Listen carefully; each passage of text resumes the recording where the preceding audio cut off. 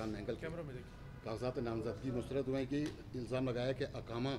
کے وہ ہولڈر ہے، کیا کہیں گے؟ دیکھیں یہ تو ہمیں اندازہ تھا پچھلے تقریباً 10-15 دنوں سے ہمیں بتایا جا رہا تھا کہ آپ لوگوں کے کاغذات جو ہے وہ ریجیکٹ ہوں گے اور بی این پی کا اس دفعہ جو ہے بی این پی کو کا راستہ روکنے کی کوشش بھی کریں گے، لیکن ہم پر امید تھے کہ ہم عوام ہمارے ساتھ ہے، بلوچستان کے لوگ ہمارے ساتھ ہیں، بلوچستان کی ماؤں بہنوں کی، بلوچستان کے بزرگوں کی دعائیں ہمارے ساتھ ہیں، لیکن آج جب ان کے اختر مینگل صاحب کے کاغذات کوئٹے سے بھی ریجیکٹ کیے ہیں، خزدار سے بھی ریجیکٹ کیے ہیں، تو اس کا مطلب یہ ہے کہ وہ ہمارے خدشات جو اطلاعات ہمیں موصول ہو رہی تھیں وہ بجا تھیں اور وہ اطلاعات درست تھیں کہ یہ جو ہے آپ کے کاغذات ریجیکٹ کریں گے، اور جب آر او آفیسز سے بھی یہ میسیجز ہمیں مل رہا تھا کہ پریشر بہت ہے کہ اس دفعہ بی این پی کو کا راستہ روکا جائے گا۔ دیکھیں اس ملک میں یہ کوشش کر رہے ہیں کہ اپنی مرضی کی جو سلیکٹڈ اسمبلی ہے وہ لے آئیں،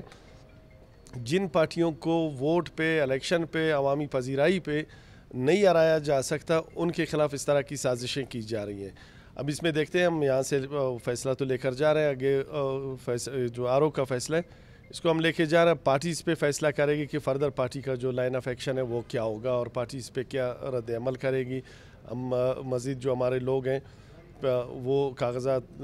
اپنے رکھیں گے، الیکشن کریں گے، یا مکمل ہم بائیکاٹ کر کے اس الیکشن کے خلاف ہم جو ہے سڑکوں پہ اور اپنے لوگوں کے بیچ میں جائیں گے۔ عدالت کا رخ کیوں نہیں کرتے، ٹریبونل کا رخ کیوں نہیں کرتے؟ دیکھیں یہ فیصلہ پارٹی کرے گی کہ اگر رویہ یہ ہے تو پھر عدالتوں میں جانے کا فائدہ بھی نہیں ہے۔ اگر ٹریبونل سے آپ کے کاغذات بحال بھی ہو جاتے ہیں تو جس طریقے سے یہ الیکشن کروانے کی کوشش کی جا رہی ہے